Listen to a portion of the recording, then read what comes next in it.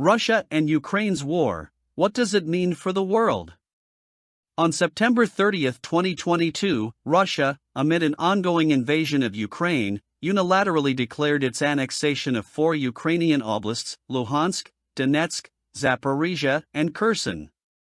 The 4 annexed regions make up about 15%, 90,000 square kilometers of Ukraine's territory, and none of them were fully under Russian control at the time. The annexation is the largest in Europe since World War II. The annexation occurred after internationally unrecognized referendums held days prior, which were organized by Russian occupation authorities in territories where hostilities were ongoing and much of the population had fled. It occurred 7 months after the start of the invasion and less than a month after the start of the Ukrainian Kharkiv counteroffensive.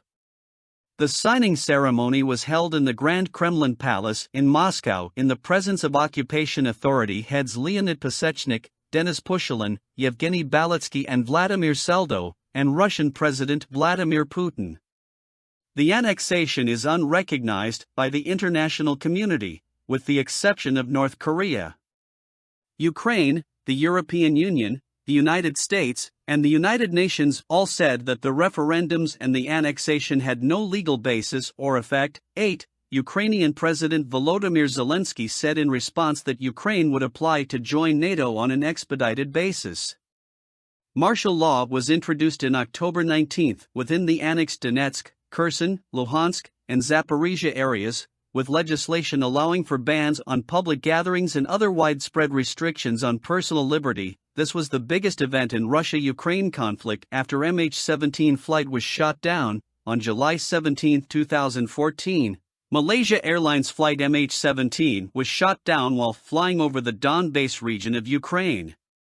All 298 passengers and crew on board were killed in the tragedy, many of them Dutch nationals or residents of the Netherlands. In retaliation, the Netherlands has officially accused Russia of being behind this act of terrorism. How did we get here? When did the Ukrainian crisis begin? What does it mean for the world? This article explores all that and more. The background. Since Russia's annexation of Crimea, tensions between Russia and Ukraine have been high. This conflict has escalated in recent days with claims that Russian troops are crossing into eastern Ukraine. In response, Ukrainian authorities have warned of full-scale war with Russia. It is unclear how this conflict will play out, but there are a number of possible outcomes that could affect other countries in the region as well as global powers like the United States. The beginning. In 2014, Russia invaded Crimea, a region in eastern Ukraine. Russia had been building up troops on the Ukrainian border for weeks before this, so many people were caught off guard. The Crimean Peninsula is an autonomous republic of Ukraine that had been under Russian control since 1954, when Soviet Premier Nikita Khrushchev transferred Crimea to what was then a Ukrainian republic within the Soviet Union. Shortly after the invasion, Russia annexed Crimea by referendum. Meanwhile, war broke out between pro-Russian rebels and Ukrainian forces who wanted to remain independent from Moscow. The conflict has claimed over 10,000 lives as of 2016. There are also tens of thousands more people missing or displaced by the fighting. Escalation. The escalation of violence in eastern Ukraine and Russia has been a cause of concern for many. Russia is accused of supplying arms to the rebels in eastern Ukraine, fueling the conflict. In response, U.S. President had called on Russia to pull back its troops from Ukraine.